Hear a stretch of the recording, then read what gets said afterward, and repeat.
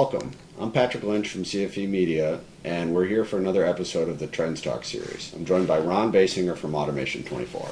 Ron, can you tell the folks at home a little bit about yourself and the company? Thanks, Patrick. I'm Ron Baysinger. I'm Vice President of Automation24 here in the USA. Automation24 is a global online distributor for industrial automation solutions.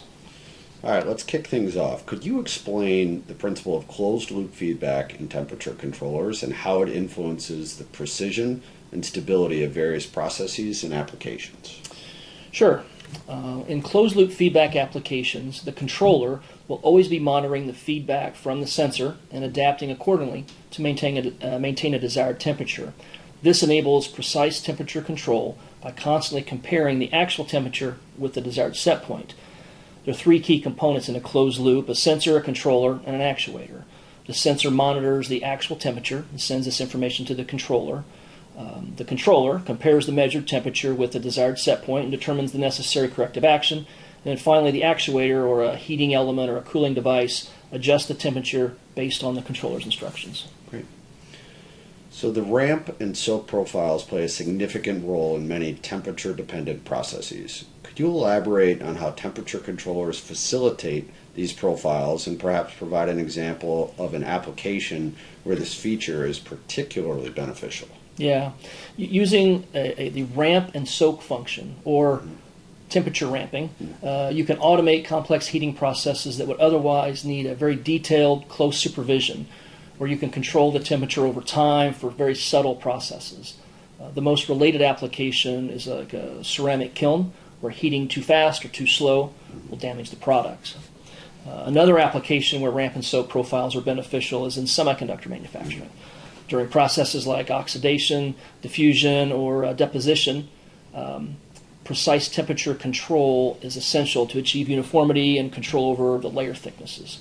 Temperature controllers can execute complex profiles to ensure optimal conditions for these processes, resulting in high-quality semiconductor devices. And overall temperature controllers with ramp and soak functionality offer precise control over temperature profiles in various applications, whether in heat treatment processes for metals or semiconductors, I mentioned. And this feature enables users to achieve the desired material properties, uniformity, repeatability, and by precisely controlling the temperature throughout the process. Great. From a programming perspective, what are some common or critical settings the engineer should be mindful of when setting up a temperature controller for a specific application? And could you walk us through an example? Sure. Yeah, selecting the appropriate sensor type is crucial. So different temperature sensors like thermocouples and RTDs have varying characteristics and accuracy levels. So engineers should choose a sensor that's suitable for the temperature range and the precision required by that application. And additionally, sensor calibration is important. This is important to maintain accuracy, and the temperature controller should be configured to account for any calibration offsets. And an example is a pharmaceutical application where a temperature-controlled environment is required for very sensitive vaccines, as an example. Engineers would need to set up the temperature controller and select a suitable temperature sensor like an RTD for its accuracy. They would calibrate the sensor, configure the controller to account for the offsets, like I mentioned. And then in terms of control mode, PID control would be a common choice due to its ability to provide precise and stable temperature control. Engineers then experiment and determine the appropriate control parameters, such as the gain, the integral time, and derivative time, to minimize temperature fluctuations and overshoot. And then lastly, engineers would set alarm thresholds to ensure that if the temperature exceeds or falls below safe limits, appropriate alarms are set and triggered, and operators are notified. This would help maintain the integrity of vaccines to ensure that they're stored at the required temperatures. So can you discuss some of the unique or advanced functions that modern temperature controllers offer, and how can these enhance process efficiency or outcomes in specific applications? Yeah, current technology allows the operator to easily set the controller using IoT options like maybe cloud, Wi-Fi, or Bluetooth. Another key feature is the auto tune, where there are specific functions for different applications, behaviors, allowing the operator to calculate the PID according to their environment, so without the need for an advanced math on a controller, which saves a lot of money.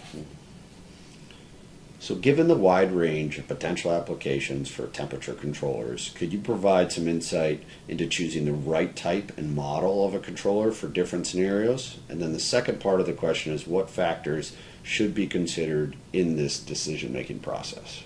Sure, sure. Well, some key factors are temperature range, control accuracy, communication, integration capabilities, user interface, and cost. So first, consider the application whether it requires a temperature controller or a process controller. If you're monitoring a simple thermocouple sensor or different variables throughout the process, such as humidity or pressure.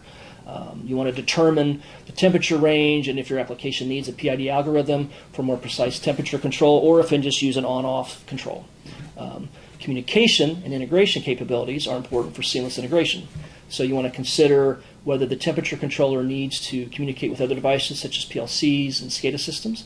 You want to look for controllers with appropriate communication protocols such as Modbus, Ethernet IP, or Profibus to ensure that easy compatibility, easy integration into your existing infrastructure.